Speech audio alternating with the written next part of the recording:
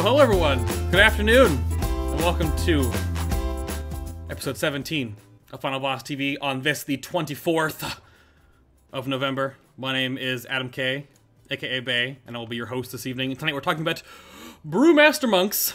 Brewmaster Monks, we have two awesome, completed the tier already and been just kind of like sitting around waiting to do nothing, so we thought we might as well bang out all the monk classes now, since we already did Windwalker and Mistweaver. So might as well get Brewmaster out of the way here, because there's lots of new monks that are out there, because this is the Panda expansion, and then we'll have that all set up for you. So, before we get into who's who on the show tonight, back again, as always, surviving paintball yesterday. Surviving paintball, yep.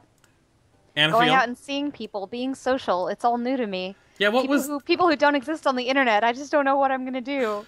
So, how did that work? I didn't see any pictures of you getting bruised up, so it was all good?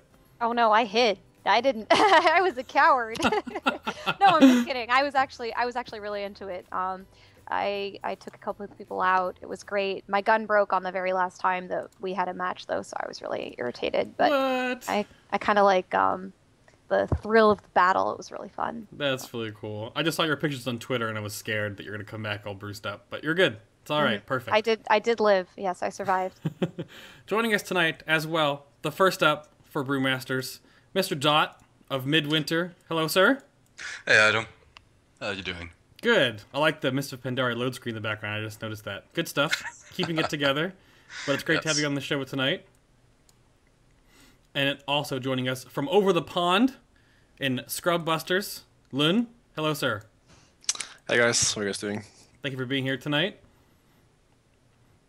It should be a lot of fun. I mean, these class episodes, to me, usually it comes down to that I don't even know a lot of what we're talking about. I'm just like, yeah, sure, sounds good to me, right? But there's so much to learn and so much to talk about tonight. So, just to recap, too, Midwinter finished West 5th, correct? We did, yes. And then ScrubBusters finished West 7th.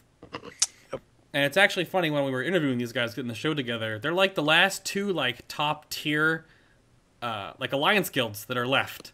So I wonder if that says something. I don't know. Oh well, it's nice to know that we've got some buddies. So well, it's true. It is true. But those horde racials, though, seriously. But yeah. So we already talked a little bit about Anna going yesterday with paintballing, but what have you guys been up to? Luun, how about you? Outside of game right now with being done, what's up with you right now? Nothing right now, really. Just waiting to go back to school after Christmas/New Year's. So right now I'm just, chilling. So you're really we're serious about having no life right now. Yeah, pretty much. That's pretty good. No shame. No shame. And Daught, what about you, friend? Me, I'm not actually done because I still raid with 2 extra guilds. So. Oh my god! What? Yeah, and yeah, I've been catching up on work after BlizzCon and everything. Ooh. So no real life for me as well. So what's your raid schedule like right now then? My raid schedule is fun because the other 2 guilds I play with are either raiding on the weekend where Midwinter doesn't raid, or after Midwinter raids, so they don't conflict. Wow. So either you really like raiding in World of Warcraft, or you have a problem. Or both. You can say that. Or those are not mutually exclusive. Or both, yeah. I guess that's fine. Wow. I can't even imagine, because of how much work you've put in at the beginning of the expansion and you're still going. You said 2 different guilds? Are you raiding on different tanks, or do you have a class in there? I raid a Pharaoh Druid in one, and not a Pharaoh, a Guardian Druid in one, and I prop Paladin in the other. Huh. Interesting. Proof. Just no, yeah, I guess prop Paladin, where it's weird. It seems like our DK is just nowhere right now. I don't think. Please, no. Oh. Horrible mechanics. Just whoever designed that, I don't know. Well, we'll see. There's a lot. We were talking about, we made sure we're not going to talk about a whole bunch of stuff that's coming up in 6.0. People keep asking us, what's going to happen in Warlords of Draenor? And all this stuff. But, like, we want to keep the shows current because we've still got, like, 5+ months before we have Warlords. So we'll get closer to that. When changes come about, we'll talk about them. But right now, we're keeping it, 5.4, Mist of Pandaria style, just so you all know. None of that crazy going on in the future. So, and I guess, and if there's anything else, nothing else crazy going on for either of you? Anna, what about you, outside of... No, I mean, I'm also catching up on work after BlizzCon. You said that, and I was like, oh, I totally understand. I was at work until like 9 or 10 p.m.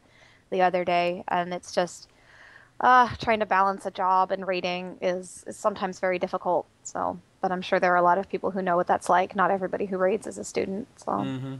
Yep, and we're both still 12 of 14, right? You're going back in tonight though in Paragons, correct? Yes, we are. We got to the last 3 mobs the other day, so I'm really hoping that tonight we may be able to see a kill. It would be really nice to beat you, Bay. I'm just saying. That'd be kind of fun. You probably considering you raid more than I do, so it'd be like super pride. Yeah, we're somewhere in the 130 polls right now, and we had it like 30 ago. I just don't know what's going on. We keep getting to the last 3, and like something terrible happens. It's frustrating. It's like a 10-minute wipe each time. Just like, well, I guess just prep for Garrosh. I was actually really sick the last time. I ate something that disagreed with me, so about halfway through raid, I actually went and like vomited. It was so bad. And I told my raid leader like, do you have any DPS sitting out? And he was like, well, I'm not going to sit you. So I didn't give him any details. And I was like, okay, I feel really sick, but I'll stay in. And I didn't take a single tick of the rapid fire damage, so I felt pretty good about that. So there you go, damn. I was getting made fun of for dying to that a couple times, and it's pretty embarrassing because it's ridiculously easy to avoid. So I felt pretty good about that. So. That's good. Damn, unfortunate though, but that's some commitment right there. It's like commitment to raiding. Well, we run a really small roster, so it's not like there's that much room to swap people in and out. Yeah. So I'm hoping for it tonight. Long story short, I'm hoping for it tonight. Wow. Well, I don't know. We'll jump right into this then. I think that's all. We're all wrapped up there. So. Each episode, we have a couple different topics we want to go about, and the first 2 before our little commercial break is kind of generalized stuff, just to get the show going, and to, like, you know, everyone can learn something from each episode. So the first one we want to go into real quick here is, I'm always curious about healers and tanks in this game, because it's like a different way to play, outside of just like hitting things with your spells and your weapons. So I wanted to talk about when you guys first started tanking, and like what MMO did you start with? Or if you started with WoW, like what class did you start with? And I'll throw it over to Luun first. I played some RuneScape, but there isn't really any classes there. No. WoW-wise, vanilla I didn't tank at all. But in TBC I had a Druid ult. That was a Guardian, Feral Druid, whatever you want to call it. And then throughout that Lich King, he was my main, playing all 3 specs, or not Resto, I guess. Then in Ice Crown, I made my Warrior. He was still an ult. Cataclysm hit, we got to Nefarian, our tanks were crap, I had to reroll, and I've accepted my fate ever since, so stuck as tanking, yeah. So you've been tanking for as long as that's... It's your punishment for being dependable, I guess. Pretty much since tier 4, I guess. Since tier 4, wow. Tier 3, tier 4, yeah, like on and off, kind of an old thing until Cataclysm, and then as a main for the last 6 tiers. Holy crap, that's crazy. And Dot, what about you? Where'd you first start tanking? My tanking has always been sort of the guy who has to go tanking because no one else will. I started back in vanilla. I think I rode a warrior ult because we needed a tank for one of our raids, and then I dropped it until I think Wrath. Yeah, Wrath, where I needed a paladin tank ult for our ult run, and then I did the Pharaoh Druid Bearcat thing for Cataclysm, and ended up as a tank because all the other tanks left. Oh, well, that's unfortunate, but you stepped up to the plate then, basically. Only after about 7 or 8 failed trials, yeah. Oh, no. Harsh. That many people, too? Oof. I guess there's always something with each guild. I've been really fortunate with Crisp and other guilds in the past. We haven't had tank issues, but there's always one class that has a problem, but that's pretty good that you haven't had an issue. But so you both have long time, like years of tanking under your belts. Yeah, way too long. Way too long. Way too moody now. That's well, crazy. What keeps you tanking then? Like, what do you like best about it? Is it just that your guild needs you to do it, or watching other people tank and then realizing that I kind of have to do it? Wow.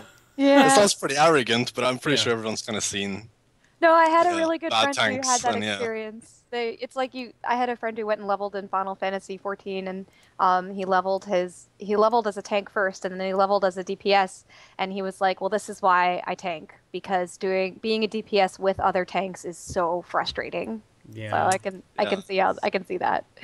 It's kind of part of why I raid lead as well. Like, I think it's more fun to just be a DPS and just sit there and press my buttons and look at the meter, but I just get annoyed if I feel the raid leader is bad. I'm not saying I'm the best in the world or anything, but same with tanking. It feels annoying if they don't know what they're doing. It's interesting how that happens, though. It seems like there's lots of tanks that are also raid leaders. You feel like you're like in control of the encounter since you've got the boss hitting you in the face, right? So I know that like I don't hear a lot about healing raid leaders at all. That's probably really stressful. I think it's more because like the tanking, the personality that goes with it is sort of also the personality that goes with raid leading. As you're like in the spotlight, you are calling the shots, you're controlling the boss movements, and that like just facilitates raid leading as well. Sure, yeah. And then what keeps you tanking then, Dot? Oh, what, Lun? You had something? It's just about the raid leading thing. I mean, I've tried as DPS and healer and stuff, but you just kind of get annoyed at the tank if he's not really on the highest level. If you want the boss to be moved somewhere or something at a certain point, and he's slow, then that kind of just ruins the entire fight. While if you're a tank, you can just move the boss yourself, much easier. True. Fair enough. And then Dot, back to you then. What keeps me tanking are the instant dungeon LFG queues. Basically. Oh no! Basically, yeah. Oh Well, that's what an no! off-spec is for. Them bags, Them bags. Wow. free Have you? bags. Well, okay then, because it looks like you tank a lot. Have you actually gotten any of the super rare things out of those caches yet? Like a rare mount or anything? No. Oh, well, I've gotten a rabbit. oh, Yes. a rabbit. But- Worth. You nailed it. Good stuff. I had a friend that got you can get the Baron Rivendare mount out of those bags apparently. Oh. So you can get the super rare like drop mounts. Yeah, you can get really really rare stuff out of them, but like really really small drop mounts. But you tank so much, I thought you would have something. I don't know. It just always just devolves into me tanking. I used to heal. I used to DPS, but just evolution, whatever. Just evolution. Been there. Yeah. It's funny that I see so many guilds where the tank is the raid leader. The guilds that I was in before my current guild, the tank was the raid leader. But in my current guild, my raid leader is a ranged DPS, and he knew he wanted to raid lead from vanilla, and so he was like, "Well, what class is it easiest to raid lead on?" Well, ranged DPS. So that's why he's a ranged DPS. But we've always had really reliable tanks, just extremely reliable tanks. So they work really well together. About that though, like as a raid leader, if there's something hectic going on, like I can stand in whatever I want to stand in, I won't die. Like on rapid fire on Paragons, I mean, it doesn't hurt. Oh, okay. Well, it really doesn't as a Brewmaster monk, so I can just stand in it and not worry about it, and then I can still call out the raid cooldowns. I can tell people to rest people. I can do whatever I want to do, and still play my class on a decent level. While if I was playing a hunter or something, I may have had like 2 or 3 seconds where I'm like, oh shit, I gotta do this and dodge this or whatever, and boom, someone dies. Boom, someone forgot their cooldown. There's a tank I can babysit people. And our DPS is pretty bad, so they need to be babysit quite a lot. Oh no! Oh, harsh. But you're in the guild called ScrubBusters, and you said you have bad DPS. What's that mean? It's just it's a cover. It's just a kindergarten, really. Oh, wow! It's a kindergarten. So ScrubBusters kindergarten EU. So send your kids there. Yeah, I don't know. I should get paid for my job in there. I don't know. That's really funny. How many of your guild are in chat room right now that your shot's firing at? It's gonna be a fun guild chat after the Looks show like today. a lot of them. Looks like. Yeah, I'm not in there. I don't want to get trolled. So Yeah, no, it's okay. It's okay. You want to do the trolling? Yeah, that's pretty good. So then, I guess what you've gone about what you started tanking with and what keeps you tanking, but how was your transition into becoming a brewmaster in this expansion? Like, what did you do? Did you just like instantly re-roll when mop dropped, or was it like I had to switch during this tier or that tier? And did you like go gung ho about it? Did you go back and forth? Like, how did that go for you guys? What's your story behind it, Dot? I started off this expansion playing the Pharaoh Druid, and there were a couple of 3 tank fights in tier 14, so I went Guardian for those, and at the end of the tier, when one of our old main tanks left, we went through and tried a bunch of new tanks, but all of them fizzled out. So it eventually went to me to become the other tank, and at that time I had a Guardian and a Brewmaster alt, and I felt that the Guardian was just way too weak at that point to play in full progression, so I re-rolled into the Brewmaster. That's too bad. Yeah, I just haven't heard much good about Guardian Druids lately. And then what about you, Lun? What was your transition? Started the expansion, I played Warrior. I had a Brewmaster and a DK alt. Then we got into Tron Thunder and got to Lei Shen and noticed that Monk can pretty much carry the raid on its own with the AoE and the speed taunt. So I rerolled, and then we got to Raden, and we're like, okay, monks can pretty much just stand there, not do anything, and survive. So why not just keep on my monk? And then after that, we changed the off tank to a warrior. We usually had a paladin, so we're not going to run double warriors. I just stuck to my monk, and he plays a warrior. That's that really. Yeah. So both seem super simple. There wasn't like a dire like I can't play this class anymore. You both just like, but because at the top of the level what you're at right now, you guys utilize the fact that you saw the strengths in this class. Was it a little like overpowered? Do you think like that it was just like too much to pass up? You say that so hesitantly, Bay. Well, because if a class is like overpowered, I just think that's like an insult to Blizzard. Like they launch a new class, like it's the new OP, but like. Well, on Lysan as a Brewmaster monk, you have 3 seconds to burst down some ads, and you have 3 spells that will do insane AoE damage, and it's just way too good to pass up. You also have like good AoE stun and so on, so it's just really fit that fight. And also being an agility class now in the later tiers, extreme high item levels and so on, you're just gonna scale so well with all the new stats really. So it's a good class in the later expansion or later part of the expansion. Yeah. Speaking as someone who was in a raid without a Brewmaster monk, that was exactly. It was kind of painful to do everything that we did without a Brewmaster. But I'm a little bitter as to how good they were in T15 on those last 2 fights. I mean, obviously we were able to do everything, but yeah, I think they're pretty powerful. Yeah, we don't have one like as a main tank. I know that halfway through tier 15, like heroics, our warrior tank switched to his monk. And he stayed monk until after that, and now he goes back and forth sometimes, but like most of the time now it's just warrior and prop paladin. So we definitely utilized it for a little bit, but we haven't like gone full gung ho main tank brewmaster. So it's different how top guilds do that. So I know like Riggs is on his monk now too, right? Yeah, he is. Yeah. Also, going from a warrior to a monk, you kind of just like thunderclap turns into spinning crane kick, which is like it's better. It has no cooldown. Every ability is just better on a monk. It feels kind of overpowered to me at least. It's really easy to kind of pick up and play. If you're used to playing a different tank class, you just pick it up, and the threat, damage, all that stuff is just it feels way too good to be true. The survival part is a little bit more like in depth and stuff, but yeah, all your skills, your movement. I mean, you have double roll, sprint, transcendence, clash. I also have rocket boots. I mean, and you also they throw the keg thing, kite whatever you want. It's just, it has everything really. Yeah. So I guess it's a good class. I want to get some negatives here because there's so many positives. So like, what are there any bad sides to a brewmaster? Like, what are like some of the issues you might have with them in the past or currently? I think the worst part of the Brewmaster is the start of the tier where all the secondary stats were low, and after hit capping and expertise capping, you had nothing left to play with, and you just got rocked hard then because you were evasion based and your health was still pretty low, and your mastery wasn't enough to basically be a permanent shield wall up all the time, and your crit was low, your elusive brew was low, everything was just bad as a Brewmaster. And it was funny because back in tier 14 when I was transitioning to my monk, we had a phrasing in my guild that whenever somebody died instantly, he got monked. So that was yeah, we had the same thing actually, I think. Yeah, that's how brewmasters were. But like I figured that after a lot of eye levels that our brewmaster like our talents and our secondaries would just start ramping up and outscale every other tank, which more or less turned out to be true. Yeah. I have the same concern for next expansion, like first tier. Am I going to be able to play Monk? Am I going to have too low stats? Am I just going to get completely destroyed? Because if you compare it to like a warrior who has like a recharge on his shield block and just simple rage gain from spells, not because of his haste or whatever. Yeah. It's like it's more safe to play a warrior in the first tier kinda, and then later on as you get more and more gear, the agility tank's gonna take over.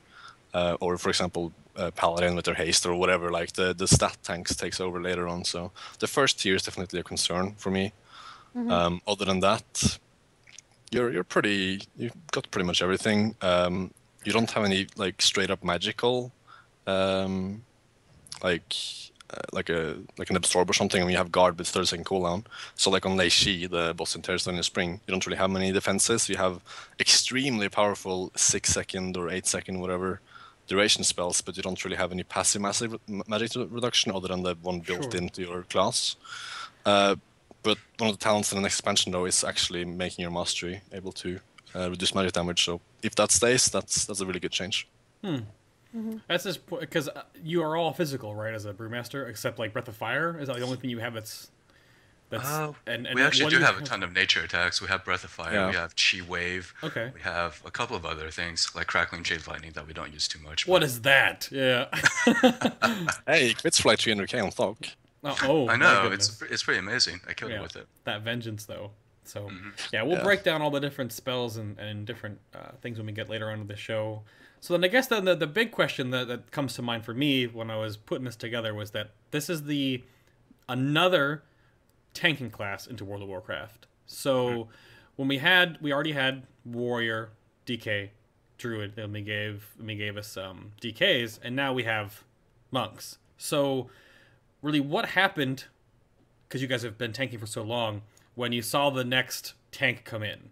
Like what happened with you? What was your like first thought when another tank class came to World of Warcraft? Whichever wants it first. Daught or Luun? Okay. Go for it. Go for it.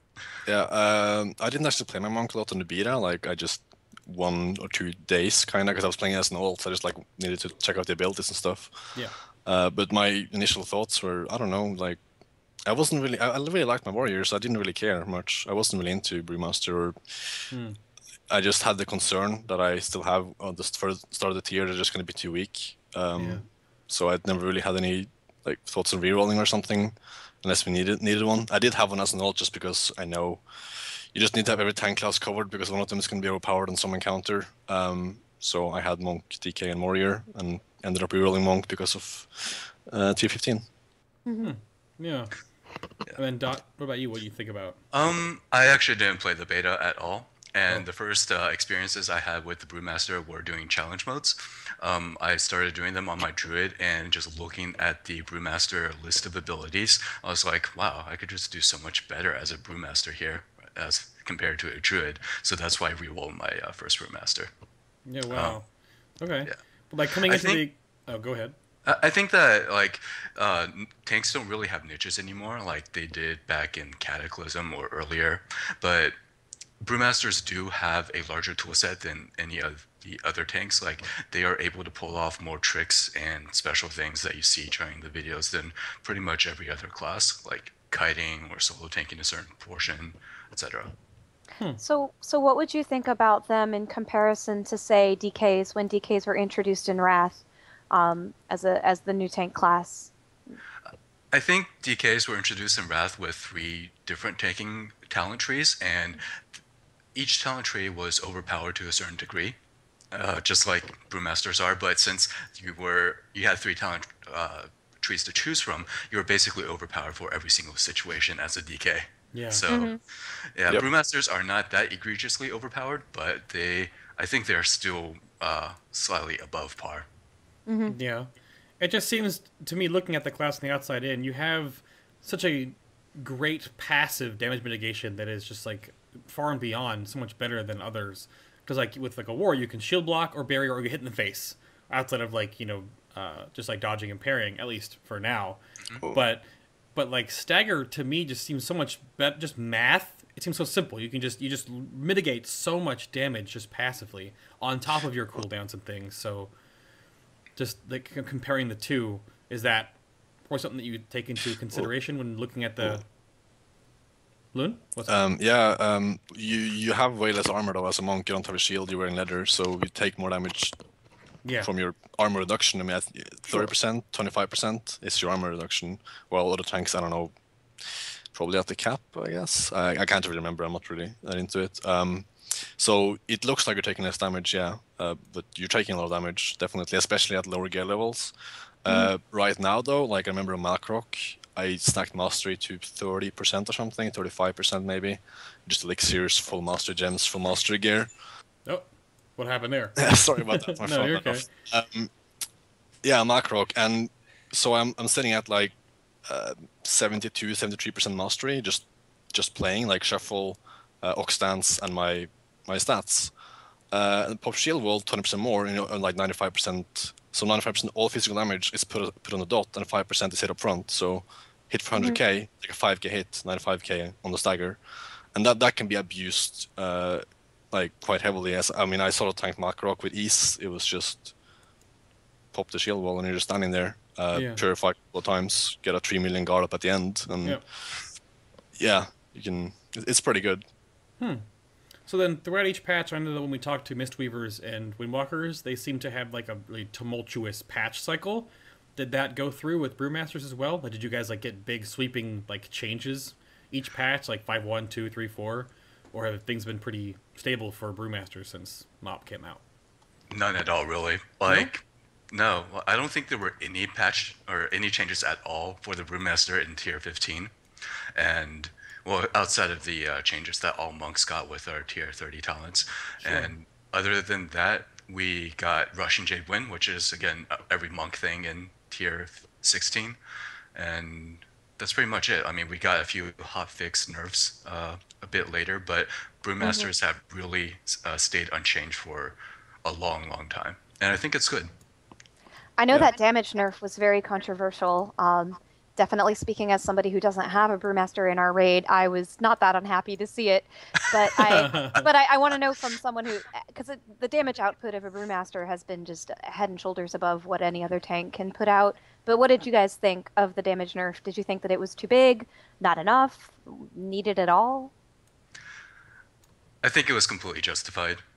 We really were doing way too much damage, and I think Throne of Thunder, we ended up doing 6 or 7 of the fights out of all 13. Brewmaster ended up, or one of the tanks ended up #1 on the damage meters for our first kills. And that ratio has remained the same for this tier as well. I think a tank has ended up #1 on like basically 8 or 9 of the encounters in Siege of Orgrimmar. But Brewmasters were so much easier to get up there compared to every other tank. This tier, I think 85% put us at slightly above average level. I think right now Guardians might be the highest damage tank. Really? Guardians, not Warriors? Because I know Warriors are pumping out a lot of damage on some encounters. Warriors are crazy right now, definitely doing crazy, but the thing is there are so few Guardians, and you really don't have much data on any of them. So, like, the ones that are really good just end up doing really good damage, but the average is so low that Blizzard doesn't really notice them, so... Sneak up by. And the ones that are putting out logs are probably the very, very top, so it's skewed towards the better Guardians. That's a good point too. You kind of see that like the black sheeps come out, in the logs eventually when people don't play a class or a spec for a long period of time, and then like someone's like they get the gear and they scale up, and all of a sudden like, oh, what's happening over here? So that makes sense though, because you're both agility classes in that regard too. So you can't really base farm logs though for tanks, because you can do so much. You can like go from 200k on progress to 600k on farm if you really want to on some fights, just by cheesing mechanics or stacking cooldowns or do whatever. And tank damage, I mean, it does matter on progress, but on farm it's just who can hoard the most, really. Most fights it is like... I mean, that's true. I mean, that's Thok, true for of any example, you can just stand in a class. breath if you want to, and there's just so much things you can do to hoard vengeance and do more damage. Once gear scales up, you're right. That is a good point. So then, since you didn't really have any like huge issues, and you're okay with that damage nerf that you got, so there are really no other suggestions or gripes you want to like hope get fixed in 6.0 maybe? Like to I go bet forward they have gripes. I'm sure they have gripes. Well, sure. Okay, there you go. Well, let's go into those then. Like, what do you think?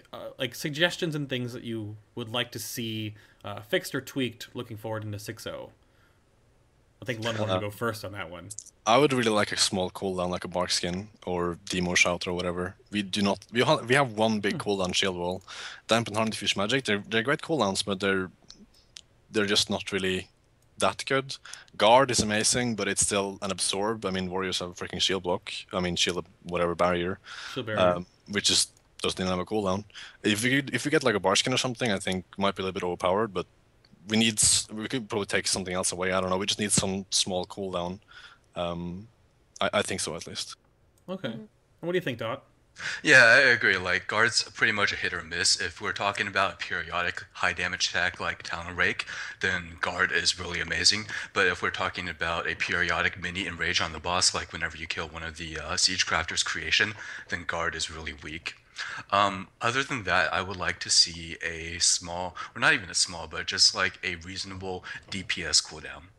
Okay. Yeah, I agree. Like Zuin is really good, but Oh for god, a not fight, Zuin. yeah, but for a siege crafter, an example, Zuin, at least at the beginning of the tier, he suffered from the 90% damage reduction, so you really couldn't use it on the shredder ad. And so when it landed, what could you do? Just like walk in, kick smash, kick as usual. Like none of the Yeah. warriors Dragon Roar or Paladin's execution sentence or any of the great DPS cooldowns that just burned it down quickly. So Yeah. Sure, yeah. So that's interesting. You both Just said some that too. small cooldown, anything really. I mean, we have nothing, so right. Yeah, something monk flavored because I know you have stagger and the whole like drunken sort of brawler theme does go through because of like the drinks and stuff you guys have and the keg smash and whatever. But that's a good point. I never thought of that. You guys don't really have any like short term, kind of like stability cooldown. You guys have like all like kind of big deal cooldowns, right? Right, right. Yeah. pretty much, yeah. You like Huh. 90% reduction, or cut the attack in half, or shield wall is like 3 cooldowns in one. So, Yeah. I mean, shield wall, when shields up, you won't die unless you're not getting any heals. I mean, it's an amazing cooldown, but when it falls off and you're out of externals, to rely on your dodge and your mastery, I guess, and good luck. Yeah, and that's all you have then. So then I guess just an overall feel from you guys, since you know how much about the tanking scene before you got Brewmasters. What did it feel like changed for you? Good? Like did Blizzard do a good job with introducing another tank class, or is there still issues, or how'd that all go for you guys? Going through that. Dot? Uh, Or Loon? just go ahead, go ahead. Yeah. Okay, I think Brewmasters were really good. They were very stable. They were not horrifically overpowered, and we had a large selection of tools to deal with basically everything that the boss threw at us. I don't think there was any single role that any other tank could do this tier that a Brewmaster could not. All right. Yeah, that's very true. Pretty summed up. Loon, anything else? Nah, summed up pretty well, yeah. Yeah. We're in a good spot. I mean, we don't need any. I mean, small cooldown, please, but you don't need it. I mean, we're fine. I mean, I don't know. I think like half the guilds in top 10 use a Brewmaster Monk as one of their tanks. So yeah, and it's a new tank this expansion. So I mean, not everyone's gonna reroll. Yeah, so It just seems that that's good feedback though from you guys who came from other tanks to this one, and that the other two specs though in Monk are kind of like tumultuous, I suppose, right? Like they've had some ups and downs, but it's good to know that at least Brewmaster, which is kind of controversial, adding another tanking class to the game can usually be a big change. But that seems like it went over pretty well. well, Maybe I'm just jealous because they took the Paladin crown of being overpowered at everything. I was waiting for that. Yeah. Sorry. Paladins have been such good tanks for basically everything for so many tiers now that I guess some other class had to take the crown at some point. At least we get to gear for damage too. That's all I care about. Yep. I will say though, coming from a warrior, I feel more like safe as a warrior in the first tier or early beginnings of the expansion as we've been through. Like, you have more control over your own character, kind of. You're not relying on elusive brew, which is just pure dodge, or cooldowns that aren't there because you're playing a monk. You have shield block, Yeah. demo shout, last stand, shield wall. I'm a dwarf, so I'll have stone form.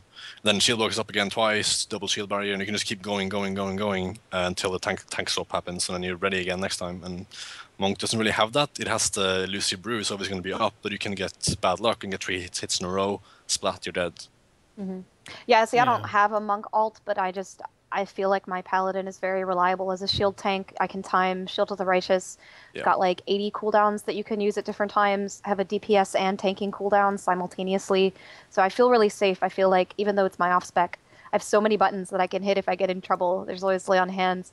And I hear about how monk tanks work, and I just think, that sounds challenging and cool, but I feel so safe when I'm tanking on my paladin. I got a shield to hide behind. With so a I'm shield to good. hide behind. Yeah. Yeah. Exactly. It definitely is a different feeling when you are used to playing. Like, I play a prop paladin, I played a warrior as well. But then when I leveled my DK and Wrath, I was like, what do I do with this sword or this axe I have? It's definitely a different feeling overall, because I do, at least for me, like when I went, it was like an active system with the DK, which when I first introduced, it was different.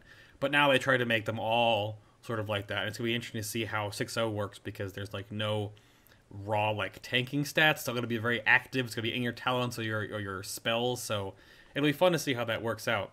If the current like full on just like DPS, but you can't my face and don't die tanks are much different than the shield tanks.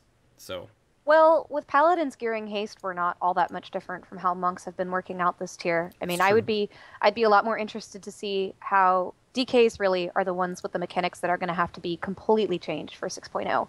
I can see where they're going with warriors. With warriors, they're not going to have as big changes for 6.0, but DKs are probably going to need to just be ripped up and designed up again from the ground. So. Yeah. Because I feel bad for DKs because they tried to make the active mitigation model off of them, but then they're like the least active mitigation model tank in 5.0. So I don't know. That seems rough. That seems like it's hard, but it's good. They're just horrible. They don't have a good enough tool set. It's just yeah. They're just horrible. All right. Yeah, I mean they are. I have one myself. I'm never gonna log in again ever. Yeah, that's too bad. Our main tank is a DK, and he doesn't seem to do too badly. But I mean when. At some point, player skill plays into it. Sure. So. Oh, of course. It's also a small difference, though, being at, like, if you're going to go for World First or something, or just raiding normally, you can really have whatever setup you want if rankings. I mean, they obviously do matter, but if you're not going for strict World First or whatever you're going for, like, I don't think anyone used a DK tank today, like, up there. Maybe like one or two guilds. I mean, they're not broken, but they're worse than the others, so yeah, they're just not great. Yeah, absolutely. If you're not going, like, why use one if you have something else? There's not that much reason to stack. So at the level that we're at, there really isn't any reason to stack at all. So we can get away with the tanks that we have. True, I got you. Well, I think that pretty much beat the keg into little wood chips. So I'm gonna take just a quick minute here. That was pretty. Oh, what happened, Anna? What did you say? No, go ahead. I wasn't going to say a dead horse because there's no horses. Then I can't use that euphemism. It's a keg, whatever. I'm going to go... I liked it. That's fine. I'm going to go a little bit of a commercial break real quick here and tell you guys just about who is awesome behind the scenes and who you should go check out that helps make Final Boss as awesome as the show is right now. And if you have not heard me talk about it before, and it's crazy that the new article that Mana Flask just put up, look at this.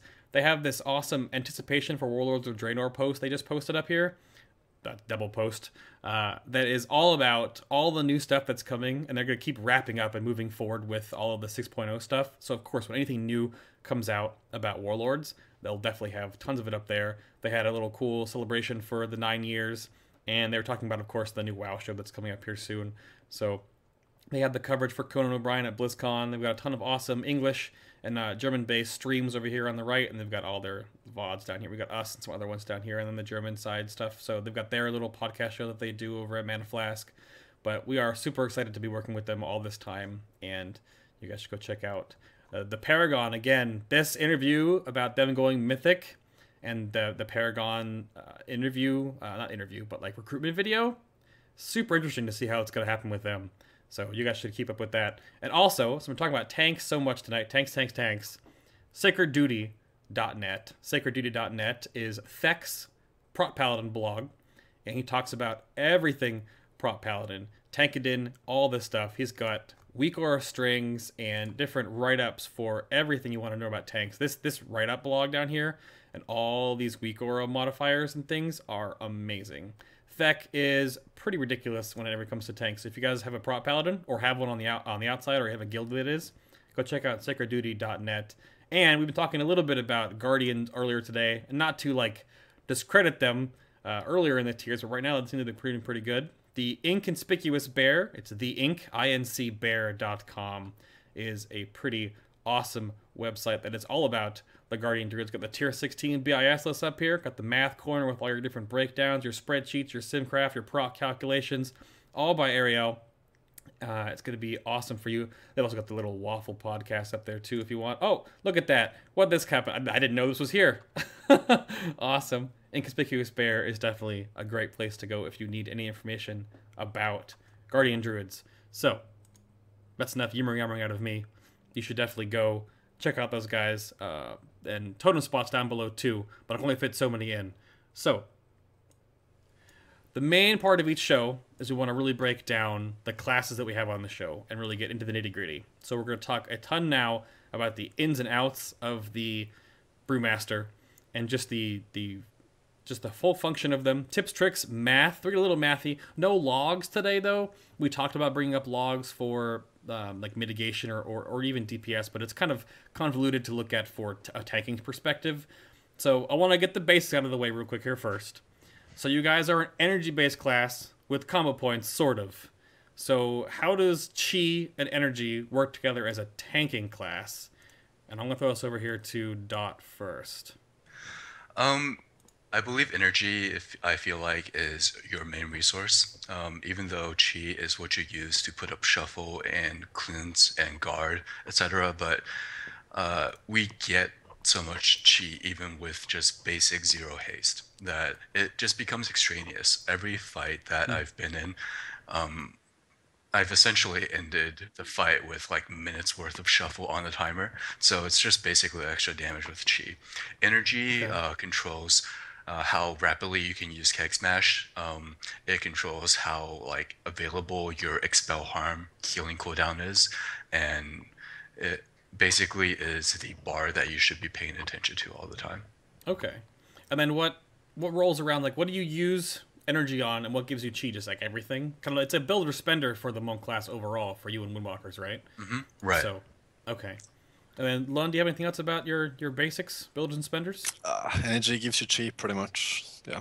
Just small prio list, really. Just keep keg smash on cooldown. That's do you have anything? Do you have energy is just a binary thing, or does things like actually give you back? Do you have any procs that work off of that, or give you extra chi? I don't think so. Not for Brewmaster. Not for Brewmaster? Unless I'm completely missing it. No, I don't think so. No, not really. Like it's pretty static rotation. Pretty static. Mm-hmm. Interesting. So, I thought that'd be a little more to that. Honestly, I was thinking because from when we talked with our Windwalkers, there was definitely there's like a circular rotation with them, and it changed up a little bit based off of like procs. Where I say it's different for a DPS class outside of tanking, but pretty standard and like just static kind of. Yeah, it's completely. It's nice though not to rely on procs to play a tank. I really just pure stats, pure just no RNG involved at all. That's what I want at least. Awesome. Okay. There's no luck involved in tanking, so that's pretty silly. Okay. Interesting. And so then I guess what all do you guys have in the way of? We talked a little bit about this earlier, where you don't have like a small cooldown, but walk us through all of your personal buffs and cooldowns that you use while you're tanking. Like what does what, and then like how important each of those are. Like Lynn, you want to throw us off first? Our biggest one, Shield Wall, is pretty much like you can't really die when you have this. I'm assuming you're not like taking like extreme cheesy tactics or something. I don't know. But that's like a really solid cooldown. It's 20% reduction or 25 with the glyph or something, and then like health and stagger as well. It's just everything in one. Can't really die with it unless the healers are bad or you're doing something wrong. Then you have Dampen Harm or Diffuse Magic from our talents. You can also use Healing Elixirs, but who uses that on a progression fight anyway? Sure. Dampen Harm is amazing if there's like big boss attacks that you have to like reduce in half. That's what that does. Like if the attack is more than 20% of your health, it gets reduced in half. Okay. It sounds pretty good, but on like a normal fight like Raden or something, it's pretty bad, to be honest. It's good sometimes, it's bad sometimes. Diffuse Magic, completely overpowered if you're going to be soaking a bunch of magic damage. It's 90% reduction, you can soak whatever you want. Oh, wow, yeah. But only magic damage, right? It's only magic damage, yeah. It's good on like Siegecrafter, for example. You can just pop that and you won't die whatever stack you're at. Really, it can be at 10 stacks, won't die. Then there's Guard, 30-second cooldown, big absorb. Make sure you have some Vengeance before you use it, or yeah. That's the main cooldowns, I think, unless I'm forgetting something. You should pretty much just use Guard if you know you're going to soak some big ability, like Dark Shaman's channeling up his big Frostbolt thing. Use it for that, or Iron Juggernaut on a stack, or Execute on that scream. This is that you just know after you've done the fight a couple times where to use them. And you can also use them as like a last resort if you're like dropping low and you don't have enough enough energy to heal, or you just want to guard and heal or whatever. It's like it's a good spell, but it could have been a lower cooldown, like Shield Barrier, for example. Okay. Because 30 seconds, right? Nothing affects it. The cooldown reduction trinket does a 25 with that, which Okay. is don't really notice, to be honest. It's nice though, but you don't really notice. So, okay, I guess then to backtrack just a little bit, because I didn't really think about it, Dot, explain to us what Stagger even does. So what Stagger does is, because we have very low armor, Trivializes fights. Well, trivialize it. that too. But say, for example, you get hit by a melee attack that would have done 100 damage to you. Whatever your stagger percentage is at, say 50%, you stagger 50% of the damage, meaning you take 50 damage up front and then 5 damage every second for 10 more seconds. So it's basically breaking every melee attack into 2 pieces, one that you take up front and the other that you take over time. And the more stagger you have, or the more stagger percentage you have, the less you take up front and the more you take over time. And it's a good thing because dot damage is extremely easy to heal compared to any other type of tank damage. Sure, exactly. Because I was say, because the balance means that you guys have a constant dot running on you all the time, right? Yep. So you have this constant. Almost all the time. Yeah, but like even like you always gotta have 3 or 4 different hots on you from all the different healers anyway. So it's basically just removing almost half incoming. More, Yeah, to some or degree. more. It's Or like more. 50-60%. Okay. But you can't get too comfortable though with the stagger. I mean, if you have a 250k ticking on you, and you're like alone with a healer, or just alone somewhere, kind of like Garrosh phase 3, phase 4, where he's like doing his big spin thing. If you have like a 250k stagger ticking on you, and the healers aren't like really watching you because there's a lot of things going on, you might want to clear it and then start self-healing, for example. Oh, wow. Because, I mean, Yeah. 4 stagger ticks will kill you. You have 1 million health, 250k, and so on. Yeah, sure. Obviously, you have some hots and stuff, but on fights with less healers, like Garrosh is 4, you can't just... Like, you kind of get to know situations where you need to clear it, and where you can just... Like, it doesn't matter. Some fights are just like pure tank damage all the time, nothing else to heal. Doesn't really matter too much unless you get low, or there's no reason to sit on a 400k stagger. But yeah, And it's always an arbitrary 50% though. It never actually changes. Like it doesn't go up or down at all. Like how much you mitigate to put on that stack. It does, depending okay. on how much mastery you have. Oh. So, okay. The more mastery you have, the more you mitigate, and Fortify and Brew, our big shield wall cooldown, just adds a flat 20% on top of it. So that's one reason why it's sort of overpowered, because there are no diminishing returns. In fact, there are increasing returns. The more mastery you have, the better it is. yep, Interesting. exactly. Very interesting. And that, it's such a huge, powerful thing because basically, like, back in the first part, it's just a flat, arbitrary percentage. So, and we'll get into that in a little bit of versus mastery versus crit, but I guess I don't know why that seems so simply overpowered. I guess we talked about it a little before, you know? Well, you will take a lot of damage though unless you stagger or you purify or stagger all the Sure. time. I mean, you will take a lot of damage on the recount because you're. I mean, the dot is still there and you have no armor in the first place, so you take. I take bigger hits than the warrior, but it's just like 60% of it is as a dot, so it's easier to heal. In 10 man though, I haven't tried that, but I assume you need to clear more often because you have less Yeah. healing going around and stuff. So Yep. probably a little bit different playstyle. But in 25 man, 5-6 healers, a couple of rested druids, whatever. Couple of resto druids. Okay, we only have one. Let's not go too far here. Yeah. That is different. I mean, because you guys, have you ever done Brewmaster tanking in 10 man? Like, do you know how that feels in relation? Like the healing versus your stagger? And how do you remove stagger too, by the way? I've actually tanked 10 men a few Okay. times before with Yeah. my Brewmaster, because occasionally the guild just does 10 men, or even before Brewmaster was my main, it was tanking in a 10 man alt run.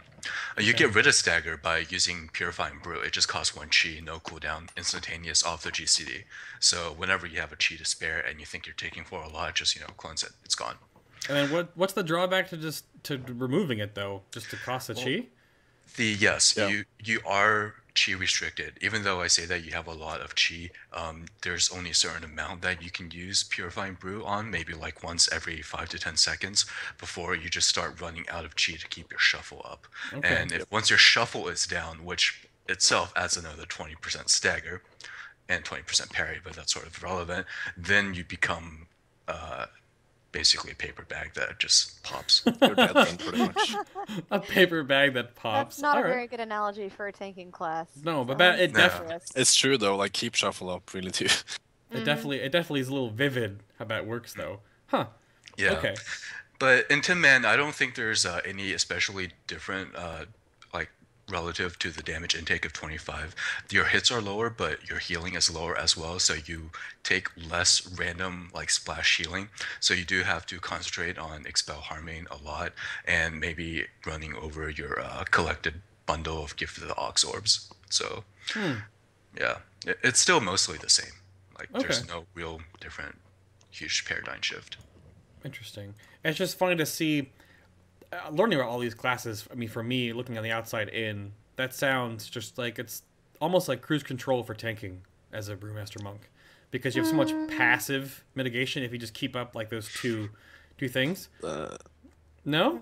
Well, you can do fine if you just keep shuffle up, really. Sure. But the small things what matter, like how you use your guard, how you heal yourself, Sure. how That's what I you wanted step to on your know. orbs, even press. I mean, like another example of Garrosh, like in the last phase, where it starts spinning. I would have probably died several times every farm kill or progression kill if I don't time my guard, my chi wave, expel harm, couple of healing orbs next to me, or gift of the ox, whatever. Healing spares, just a combination. You need to kind of time your heals, because he hits hard, you don't have too much healing going around, there's 4 healers, massive AoE damage in the raid. So the healing aspect of a monk is limited to some bosses, but it gets very important in those bosses. So you need to kind of use all your spells, and yeah.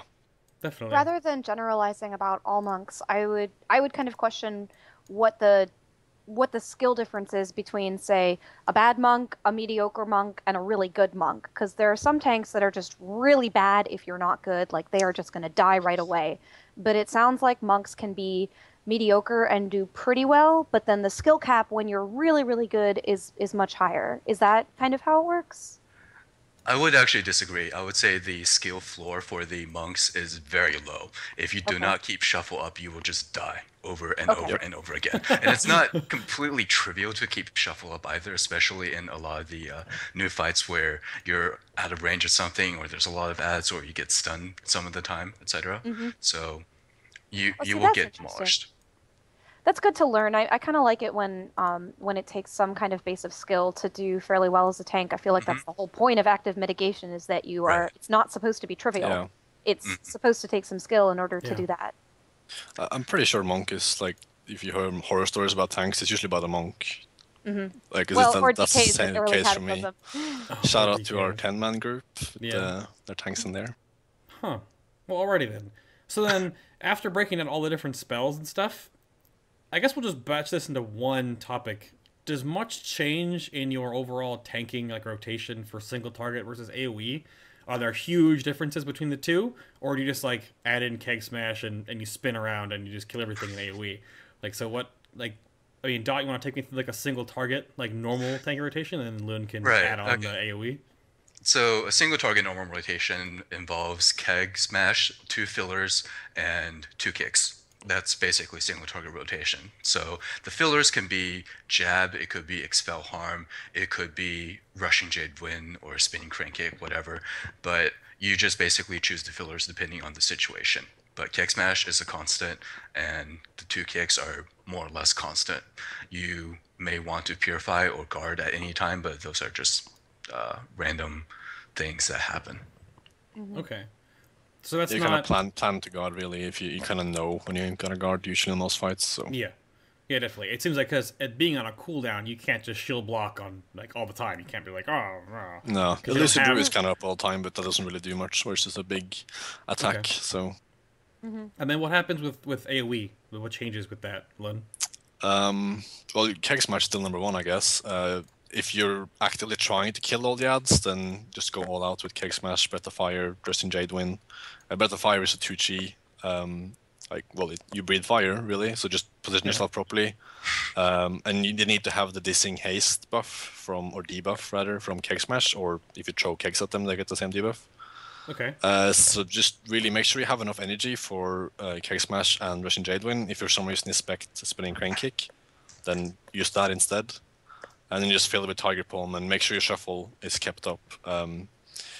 If for some reason the ads don't hurt at all and all you care about is damage, then you can kind of just do Breath of Fire and not worry about shuffle. But most fights you're going to have to maybe skip a couple of Breath of Fires because your shuffle is going to fall off or something. But that depends on the gear level, depends on, do you have to guard, do you have to purify? It kind of all works together. But it's pretty much the same as single target, you just change the jab to the AoE spell. Okay. And then So oh, go ahead, Anna. Oh, I was going to move along. Did you want to ask another question? I was just on gonna. that Is topic? Breath of Fire an instant, or I thought it was like a melee channel kind of deal? Like, It is instant. It's an instant. It's just cone of Okay. cold, whatever. Cone of Cold. Is it pretty much like the Breath of Fire that the guy in Spoils does when he spins around and disorients people? No. Is it that cool, or information. is it less cool, basically? It's less cool. Yeah. Less Oh, cool? it's We unfortunate. can get that next expansion. I'm fine with that. Oh yeah. Okay. And Windwalkers should get the little flowers on the ground thing. That would be awesome. They actually had it. They removed it because it was too No. lame. Oh. Oh. But you still have those weird little fire flower or whatever that you can throw, right? Yeah, What is- yeah, you do. Yeah, but They- not okay. Or something. I don't. Yeah, not as Spin cool. Fire Blossom. Yeah. Fire Blossom. That's what it was. So all right, move us along, Anna. Well, I was wondering, I was hoping that we could talk a little bit about stat priority, especially since I play a tank that is able to stack DPS stats, and that's been a topic of some conversation this expansion, which tank classes can stack DPS stats and which ones can't. And you guys have basically been the poster child for capping hit expertise and then going with secondary stats that are non-traditional tank stats. So did you go with a full crit build? Did you go with a mastery build? Did you switch it up depending on the fight? How did your stat stacking work this expansion? Doc gets it, or Lun gets it. Oh, Go ahead. Okay. Go Okay, ahead. I'll go. Lun can do it. Yeah. First of all, I believe that tanking is like getting your tank is more about personal preference. There's usually no real stat that you kind of have to stack. There's usually going to be one stat is preferred and is the best one. But like stamina, for example, the more stamina you have, you won't take less damage. You just have a bigger safety net. So you kind of just have to like play with it. Whatever you prefer, whatever you like, go with that kind of. When it comes to crit mastery and haste, though, for Monk, this progression, I played full mastery, going for socket bonuses on every fight except for spoils and maybe Siegecrafter, I can't remember. I think I went crit there, simply because Master doesn't reduce damage from his big magic thing. I could have probably gone crit on the first 6 fights or something because they were really easy. But we didn't know that going in because testing. Yeah, exactly. And it Testing, didn't matter anyway. we were scaled so far down that when we tested, we had no idea how easy those first bosses would be. But in general, just mastery makes you take less damage and it's safer. Crit makes you do more damage. You get more elusive brew stacks, which is the dodge mitigation, whatever. You also do a little bit more healing with crit, but it isn't really something like, okay, I'm going to stack crit so I can heal more. And then in the end, haste, to just personal preference level, I guess 5k is really what it should be at least. Like between 4k and 6k is when most people are at doing progress. Yeah, but you can just go whatever you want with haste, really. If you really want to have more haste, go 1k more. If you find with 4k, then stick to 4k. See, it's really interesting that you'd say that about personal preference because that's how I've always felt that certain types of tank gearing, that's just the way that tank gearing works. It's what you're most comfortable with, what you are having trouble with on the fight, what kind of challenges that fight is giving you, and so that will affect how you gear your tank. But that is not how I feel like the Brewmaster Monk community has felt about gearing, and maybe it's just that I've been reading bad guides, and there's a lot of misinformation out there.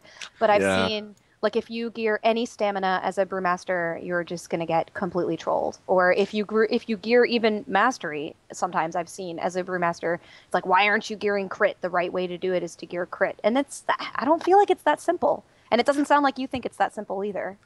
No, definitely not. Because, I think a lot of those brewmasters, when they look at our results or our rankings or our DPS logs on certain fights, they go, whoa, they do a lot of damage for a tank. And so, obviously, the way to do damage is crit. So they all begin stacking crit and saying that all the other stats are useless because when they do stack crit, they're still surviving. But that is partially because you have more gear for the same content that you're doing at that point. So when you're doing progression, high-end rating, and you're on the bleeding edge of having very low gear and still doing the same fight, then you want to stack as much survivability as possible. And depending on the sort of fight, like if it's a magic damage fight, you do need more stamina. If it's a physical fight, you need mastery. And both Lun and I, or any other high-end tank, whenever we go into a new instance, we don't go, all right, how do we do the most damage on this fight? We go, all right, let's just start the safest path possible. And if we're allowed to do so, then we will reforge a bit of crit or take out a few stamina and chance to do a bit more damage. Yep. Like one thing, just quickly about crit mastery that I did. The Brewmaster set this tier is full crit haste and it has no mastery at all, I think. While the Windwalker has crit mastery on 3 pieces. So I went 3 Windwalker pieces as tank, simply because that's crit mastery. So I could change to whatever I wanted on specific fights because I don't think the 2 Sword Forces is any good. That's up to every individual, but they don't really do anything other than just pad the recount healing, in my opinion. Force that you can play a little bit around with, but the stats are just too horrible for progress, in my opinion. You don't have any mastery, and that's what you really need. So I went 3-set Windwalker with crit mastery, and then on spoils, I just reforged out of mastery. On the other fights, if I wanted more haste or whatever, I could reforge out of crit. So once again, it's personal preference. I know Daught did the opposite. He went for the 4-set, I think. Yeah, I went to 4-set because I liked a little small healing on demand when I purified. Yeah, it's personal preference, really. Tanking is all about... I mean, you can't just stack spirit and stamina and do that in every fight, but... I mean, I'm a leatherworker. I changed my enchants probably like 40 times on my wrist and my shoulders, or that's not leatherworking though, and my legs, just from like going to Parents of the Claxi, going full mastery, stamina on bracers, stamina on my legs, just because we're not going to wipe because I do 10 KS DPS, we're going to wipe because I get completely destroyed. Like, that fight does so much damage. It's all about playing safe, and that also kind of goes into the current like tanking thing. You have to do so much damage, which is kind of stupid. I prefer if they just kept tanking down to survival threat and playing your class, not like hoarding damage, because it just forces you into playing. Well, some people will be forced to play in crit because they think that's better because you do more damage, but in the end, you're more squishy and can die more easily, especially if you don't know what you're doing. That's so weird, yeah. It does feel like there's definitely a big, going back to what Anna said earlier, there's like a big misconception about what to go with those stats. And it's good to hear, even though you went like, and that's a huge thing to say too, is that you didn't even go this like the full straight on tank set that was, made for you, is that you found a way that it's actually better optimized to go, with a little bit of that. Prot Paladins did that last year as well. They went for red pieces because the Prot tier had avoidance on it, and at that point a lot of the top end Prots just did not want to do avoidance. They wanted more haste to get more holy power, to do more shields of the righteous, and they had the same situation where they thought the set bonuses were not worthwhile. So people who thought the set bonuses were worthwhile went for the set bonuses, but a lot of people went for some of the ret pieces instead. So that makes sense to me. And I guess you must be, from what you said about Vengeance, you must be pretty excited about the 6.0 change that's going to change tank DPS to be roughly 75% of a DPS's output, and Vengeance only affects survivability and does not affect outgoing damage any longer. It's good, yeah. I mean, I prefer just a mix of TPC style tanking, which is threat-based tanking, and today's survival, because playing a tank now is much harder than playing it back then. I mean, you just have one ability that you have to press. Well, now you have like 5-6 that you have to kind of keep yourself alive with. But it's just like you're just forced to look at the meter, you're forced to like kind of focus on your damage, and it's just... Like, on farm, every single tank that's like getting rank 1 is some way whoring, no doubt, unless the fight is patchwork. Like, there's no way, like, people are doing like twice as much damage. That's not because they're skill, it's because they're taking 20 stacks of the debuff that you're supposed to take 3 off or something, and I always feel so vindicated whenever I hear a top-end tank say that, because this was the concern that I brought up in 2010 when I was at BlizzCon and I was at the class Q&A, and they had just announced Vengeance, and I asked them if they were okay with the fact that it was going to promote bad tank behavior in terms of fire on the ground, in terms of taking damage from abilities, and in terms of gearing. And they were like, "Oh, we don't think it's going to be a really big deal." Well, here we are. Here we are 3 years later, and this is the big problem with Vengeance that they are going to finally fix by taking it away. So I feel basically like I was right, even though I'm not a tank anymore. So that's my little... Like Macro, for example, I'm sitting at like capped Vengeance because I'm solo tanking through my mastery. Yeah. And then you just completely destroying the boss for 20 seconds. It's not how it's supposed to be, really. It's just cheesing mechanics. Because Blizzard had to balance encounters based around how much damage the tanks do. And then I think even in the case of like Raw Den, when that fight was obviously many things went wrong with that fight that Blizzard wasn't intending, but they weren't intending Brewmaster monks to be like 15% more damage than the top DPS in your raid, huh? 15. 50. 50. Or 100 maybe. 50. It was like 500-600k damage, and next person was like 250 on Yeah. progress. It was Maybe- roughly double. Maybe roughly double. Yeah. Okay, maybe it was a little more than I thought it was. It's been a while, but that to me is something that definitely didn't. It's pure skill. We're just that good. Oh, okay. Okay. Oh yeah, pure skill. I see how it Yeah. is. I see how it Yeah. is. So then, Anyway, real quick, moving back to stats. Yep. We've got a question here about one-handers versus two-handers. Now, I know when we asked Windwalker monks about this, I'm pretty sure what they said was whatever gives you the best amount of stats. Now, is the difference is it any different for you guys or? Right now, I'm not sure how true this is because I've never done simulations and the only testing I've done is just anecdotal, but it is my belief that using one-handers over a two-hander at the exact same eye level with equal amounts of stats, the one-handers will do between 5 to 10% more damage. I don't know why. I mean, all the numbers point out that they should do absolutely the same amount of damage, but it just happens. Maybe it's the placebo effect, but I don't know. okay. In terms of stats, the two-hander will give you more stamina and secondary stats. But because you get dual enchants, Dancing Steel on the one-handers, you will get slightly more agility with the one-handers. And that's about it in terms of stats. Like, from a tanking perspective, if everything else were equal, I would pick a two-hander. But since you just get a random phantom 5 to 10% more damage with one-handers, that's what I stuck with. Okay. I think Lucy Brew it's better with two-hander. Two-hander, it feels like it flows better, even though in theory it shouldn't. Yeah. That's just my personal thing, though. Like, I just feel like I have more Lucy Brew stacks as two-hander. I don't know why. But yeah, one-handers will do a little bit more damage. I don't have two one-handers right now on Warforged, so I can't use them. Not like it really matters, though. I just have a couple of like polearms or whatever. So. Okay. We wanted to make sure because there's definitely a little difference in there too. It doesn't really matter what you Doesn't use, though. matter. You just use whatever is highest item level, really. And if you get to the same item level, then if the stats are horrible, I guess, on the one-handers, go two-hander. Does Or if you don't need the damage, you can go two-hander, I guess, because a little bit more stats and stuff. But Or if you've got one that looks really, really cool. or then- that? transmog. Yeah.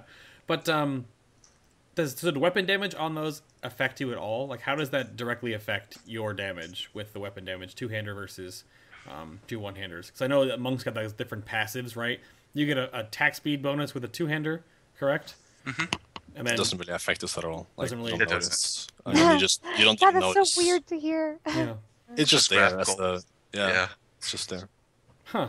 For my class, weapon damage is over 3 times as strong as strength in terms of Well, like, itemization. But I'm a DPS We're playing a monk. tank, so it's like Yeah. I don't really care about my damage, so I'm not gonna look at that even. I'm just like, okay, this has the perfect stats for me. There you go. And then if that weapon does like 200 less DPS than the other one, who cares? Who cares? Yeah. As long as the stats are better. Right. It's because we have so much vengeance that like weapon damage is calculated by weapon DPS plus your attack power divided by 14, and because we have like 4 times as much attack power as the common DPS, then our weapon damage is comparably 4 times less useful. Yeah, it doesn't really. You don't really worry about it. It's just horde of engines to the DPS. Yeah. Well, speaking about DPS versus survivability, let's talk a little bit about the cloak. You guys were using the DPS cloak, right? Up until this tier? I wasn't, because I wasn't sure they would upgrade with item level, like, because I just rerolled, so I wanted to be sure to have all my items upgraded. And Okay. also, I don't really like the DPS cloak. I like the tanking cloak. I don't really like being a tank that does DPS. I'd rather just be a tank. So it was a pretty easy choice for me going with the tank cloak. I did use DPS cloak on Spoils and Galacras because they were just horrible bosses which didn't do anything damage-wise. Sure. So sure. why Yeah, I not? can understand that. You're doing like 800k DPS on Spoils as a monk, so yeah. Yeah. AoE, no big deal. And what about you, Dot? I know there's some controversy behind behind this cloak, Drama! but I think there's a sliding scale of how useful either of the cloaks are on any particular boss fight. For example, if a boss has a lot of adds that all hit for a small amount of damage, then the tanking cloak becomes less and less useful because the cloak proc will only save you from one of those hits and it doesn't even heal you back up to 20% like Ardent Defender does. sure. On the other hand, when you have a tank fight where you have damage that comes in very large bursts, and if your death basically means the raid wipes, then it becomes super useful, like Siegecrafter. I use DPS cloaks on many of the fights, and I use tank cloaks on a a lot of the other fights. I would say it was an even split, and I decided based on the damage I took during the fight. What do you default to? What do you start with? I start with the tank cloak. You always start with the safest Yeah, road, exactly. and then as long as you feel you're comfortable with surviving, or that the tank cloak isn't much useful, even if you're dying anyway, then you will just put on the DPS cloak and help out DPS. Okay. Makes sense. That makes sense. I just think the tanking cloak is so overpowered that I'm never really going to take it off on a progression fight. It's just, True or enough. as I said though, with the small ads, that's true. If you're tanking a bunch of small ads or very, very like low hitting boss with like some dot or something, it's not going to save you. But like Siegecrafter, you're sitting there on full health. It just does the thing. You're on like 5 stacks. You forget to use your cooldown or whatever. Your health doesn't move. Your cloak procs, and you're fine. I think my cloak procs pretty much every progression kill. I mean, Klaxi, Garrosh, Siegecrafter. Yeah. Probably not Thok, but like all those big bosses, they do so much damage. There's gonna be, I mean, it's a first kill. Nothing's gonna be perfect, and yeah, it's the same countless times. It reminds me of old school Ardent Defender, and I know TKs have had this with Yeah. for a long time, but I remember I was a tank. I'm ret now, but I was a tank up until about a year ago, and I just remember tanking fights, and I'd be like, oh, there's my AD, procced and saved me again. It always happens. It's basically a cooldown. You would time it. You would know exactly when it was going to proc. Yeah, and you I can know that technically use it. our tanks treat the cloak procs just like that. They're like, well, I planned for the cloak to proc here, and that's right where they want it. I can't say I do that, but like you could technically do that. Like, I do believe you can play better though and just use external cooldowns, and then you can have it as a safeguard. That's probably the better way to use it, in my opinion, at least. Yeah. My one thing to bring up too, just real quick on the cloak. Have there been issues that you guys have seen that sometimes it doesn't actually like to work when you have other defensive cooldowns up? I know we've had certain instances with in my raid, especially that they like our main tank is like shield walled and then just died with the tank proc up. Is that just because it might have mitigated off something smaller and then like the boss still killed him, or are there maybe some?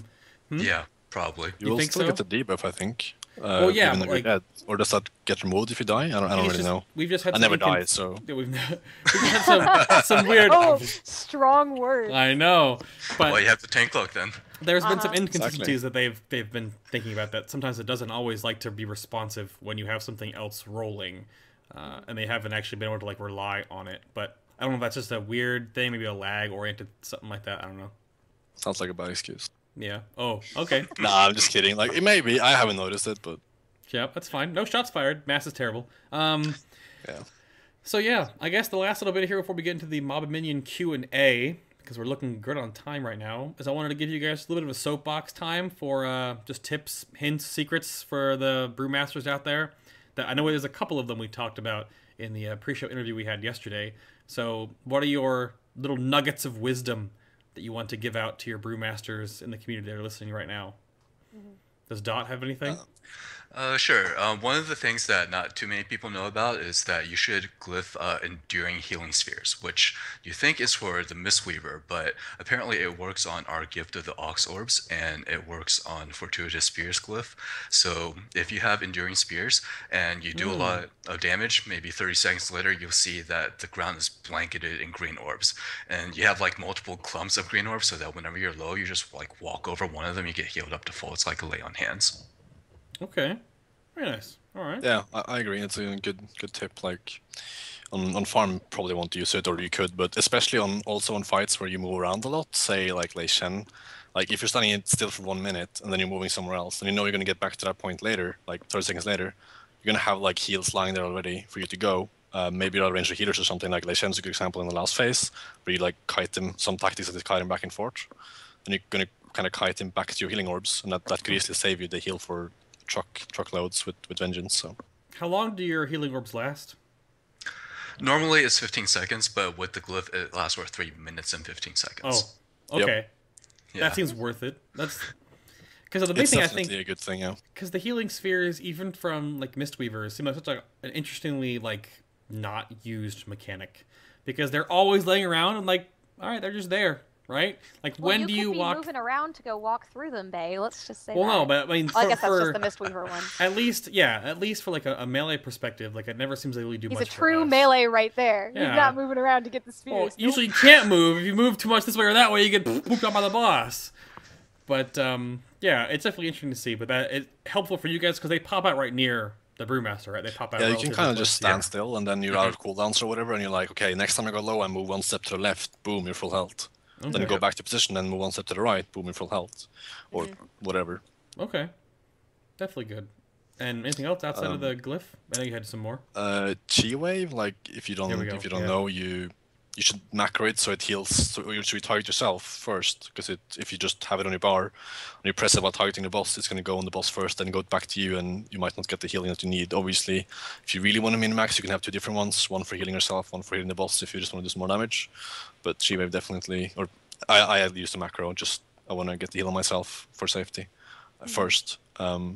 And some people might not know our taunt gives a speed buff. Or people probably know that. You can abuse that on several fights, like Lei Shen or whatever you want to. If you want to move something fast, taunt it. But something you can do, you can taunt your Ox statue, and everything around it, in like 8 yards radius or something, will be taunted as well. They'll all get the speed buff. So if you want to speed up a bunch of mobs, or if you just want to AoE taunt your Ox statue, just make a macro. And like for example, if you die somewhere and you don't have threat on anything, put on your Ox statue, taunt it, and there you go. And get shuffle up quickly, or you're dead again, I guess. Oh, well, yeah, or dead again, or the paper bag. Probably. So why is that your taunt and none of the other tanks do that though? Like why do you get a speed up mob taunt? Because monk. Because monk. Yes. I'm cool with it. It's pretty overpowered, so. But yeah, but that seems Some fights though it might not be that cool. Like yeah.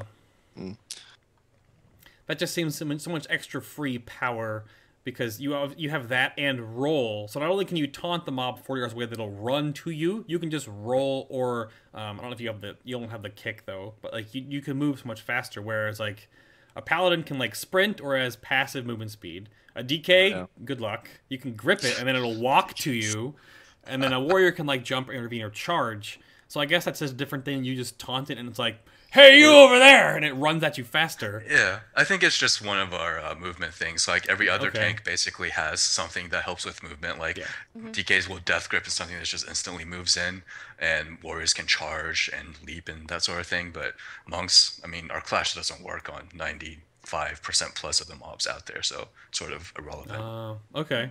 We kind of have. Tank has a movement has a gap closer. I mean, I guess paladins have one now, but we spent many years without a gap closer at all. We were kind of like the plant in place and make stuff come to us. But that was back, I guess, when Avengers Shield disrupted 3 mobs. So. Yeah, and you had the AoE taunt too back in the day. Yeah, and we had an AoE taunt. Yeah. Wait, it doesn't interrupt 3 mobs now?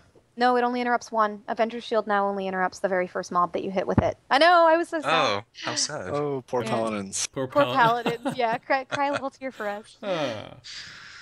And then I guess the last little bit here. Any add-ons you suggest to people? I mean, you should build your own UI, really. I mean, just do whatever you prefer, but good add-ons that will track your buffs, debuffs, all that stuff is kind of required. Like weak auras, tell me when. All those add-ons, just find one that you like, and then just like kind of use that add-on to track. I mean, I track shuffle, guard, or if I type /tell me when and open up all my auras, it's probably like 100, and some of them have like 100 debuffs in them. Like all the different tank debuffs in the game or in the tier, whatever, is in that one aura, so I can like see when it's on me or whatever. And same with like if I get a bark skin or iron bark, if I get a hand of sacrifice, vigilance, pain suppression, if I have a raid cooldown up, all that stuff. And also as a raid leader, I use a add-on to track all the cooldowns in the raid, or a tree or Hermes or whatever you want to use. That's also a good tool for a tank because you need to know who can give you a hand of sacrifice, who can give you vigilance, who can aura mastery or whatever, so you can call it out and not just be like, oh my god, give me a pain suppression, or oh my god, give me a cooldown. Then either you get 4 cooldowns and you're wasting half of them, or you get 0 cooldowns and you're dead. So. That's true. And then I thought you said you never died. It's true too. I don't die because I track it. Oh, okay. Unless obviously people don't give me the cooldown though. Yeah. And then what about you, Dot, for cooldowns? I mean, not cooldowns, but for add-ons. Oh, I mean, Luun just pretty covered much of all of it, but I agree. Like one of the few things that people don't really mention much is a add-on to track the cooldowns of your other raid members, because it definitely helps to be able to call out for a bark skin or an iron bark or pain suppression when you don't really have any small cooldown passes. Like all the other tanks have 3 or 4 layers of mitigation, and at best you have 1, which is the legendary meta gem. So Yeah. Yeah.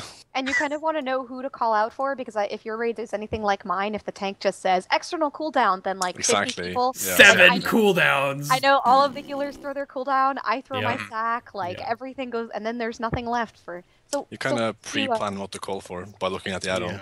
Because you know, like, next, like, I mean, shield will floating for 3 seconds, I'm going to call for this guy's pain suppression.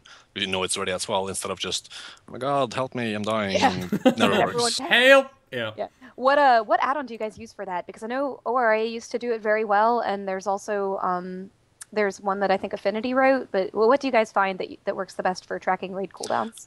I use Aura 3 simply because I've been using that since TBC, I think. Okay. But it's kind of raid leading and for my tank, so kind of 2 in 1. I don't think most people will use that add-on. It's kind of... You need, like... on Aura 3, you can see what's on cooldown. You can't see what's available. So I need to know okay. my whole raid, who's in the raid, and kind of... See, I feel like I will know that though, I've been the raid leader, kind of, so I'm comfortable with that. But I think most people would rather just have an add-on that can see what's available, and not just what's on cooldown. yeah, I use Hermes. It tells me what's on cooldown, what's Same. available. Hermes, yeah. I See, tried. I thought Hermes broke for a while because I used to use Hermes, and then it was really buggy for one of the patches that was like within the last year.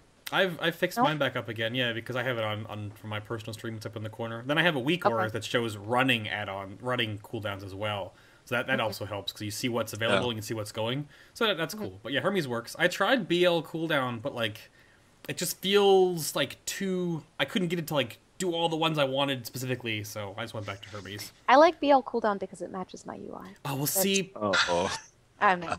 I know that's pretty bad. I have the ones that are up available on the buffs that are showing on me, so I always know what's up on me, and that's good Yeah. for timing devos on Thok and such. But Yeah, no, absolutely. I understand. So, I think it is that time.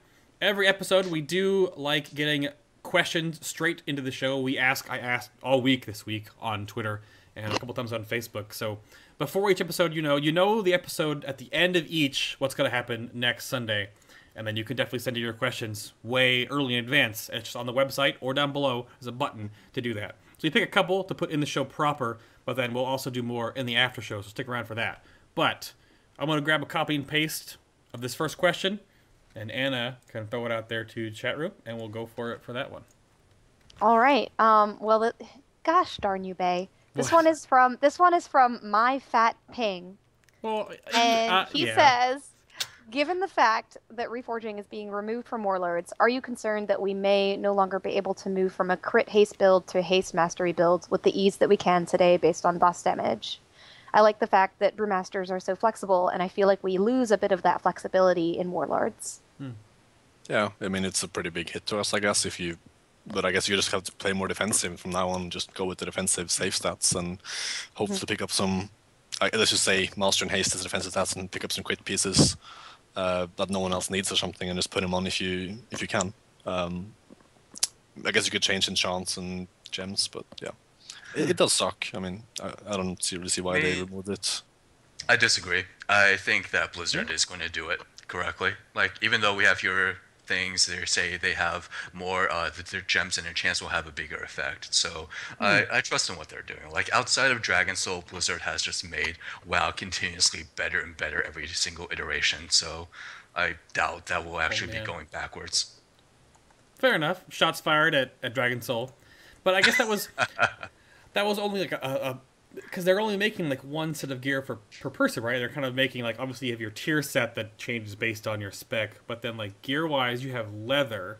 So I'm just wondering, yeah, it is a slight point though, but if you get pieces that drop that are of the stats you don't want, do you take them if they're an upgrade, like stat wise, but not the greens, but you do wait for the modifiers to come to you? So I don't think, I'm kind of with Daught on that one. I don't think it'll be too crazy, but It depends what's good, though. It's hard to say right now. I mean, for all we it's know, also true.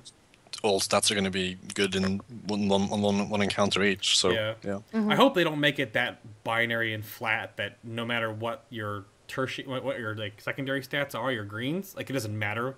Because like for me right now, I want to stack mastery. I don't want crit or haste.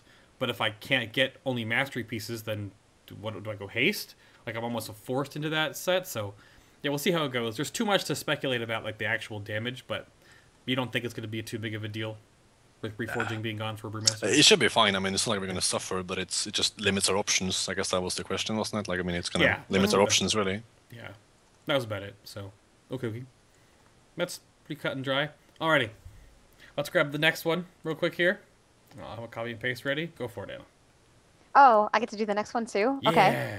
Well, Noxic from Barthalas on Horde side says, could you please cover some of the oceanic raiding scene? This is kind of a, oop, that's not the right copy and paste. It's kind of like I don't know if that is the right copy and paste. That's not the right copy and paste at all. I was going to, I put this one in here because I kind of thought it was a question for Final Boss. We haven't had any ones that are people ask us questions. And that's a good question too. I don't, personally I do want to. I don't know how time zones are going to work A lot out. of the time we try to get a guest on the show just for the people who are watching right now, and it just doesn't work out in terms of time. Like their raids, a lot of people raid on Sunday nights, and their raids will be during our show. I know that that's been a problem that we've had trying to get with a lot of EU raiders, and particularly with Oceanic raiders. I know it would be really tough. We have 2 raiders in Australia right now in my guild, and I think they raid in the middle of the day for them.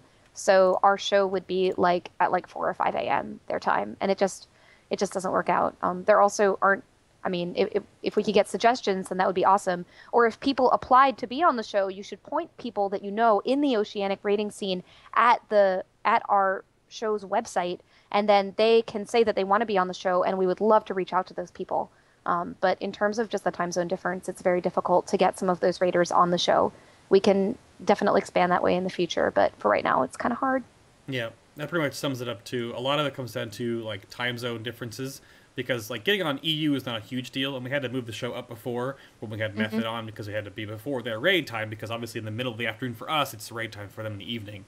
But yeah, what Anna said, send them over to FinalBoss.tv. We have a Be a Guest form up there. They can submit all their information right there, and if they are in that scene that you want to see them on, they can say that they are from that time zone and can make the show time, because then it works for us. Because right now we can't like hunt and peck for people and like search for them if it's not going to be very beneficial for us and a waste of time almost because of the difference in time zone. So, and that kind of goes for anyone that you guys want to see on the show. You know, every time we do these shows, we hear people suggest other people for the show that we should do on future episodes.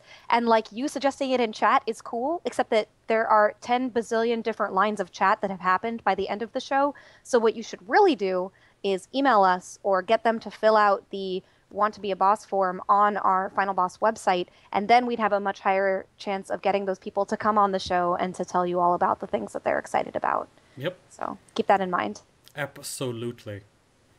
And then, for a question back to directed at our guests, this comes from, I gotta put a little fun one in here. I feel like I have to read this one, considering what chat's been telling me to do. It's okay. So, Lulali from the Maelstrom says, Lum, does your raging during raids help you mitigate damage better? For sure, yeah. That's why I do it. No, I mean, if you've seen our... Yeah, for sure. No, it's just the people in the guild. They're all pretty bad, and yeah. Oh, wow. It's pretty hard to carry 24 people every night, but... Your back hurts when you're done? Yeah. That's pretty funny. Because you guys finished so high in the rankings, though. Like, how is that? I mean, I guess it's just obviously... I'm just really good, I guess. I'm going to step away from the mouse here. Jeez, I'll just let... I'm really good at holding hands, so it's okay. Faye, I'm really impressed that you managed to get his whole head into the screen view. I mean... I know. It's fitting. It's okay. I mean, the jacket's back there, kind of darkening out. It's okay. We're good. I like the jacket. The jacket. It's okay. So, I don't know. I think I had to have a little bit of funny one there at the end. But again, if you guys... man. Like, yeah. If you have questions for us in the after show, definitely send those our way. But for the main show proper, I hit the button. It is time. It is time. Thank you guys very much for watching. Again, every Sunday, 1 PST, 4 EST. I'm totally... Where am I going right now? And then 10 CET is when we go live on the show every Sunday.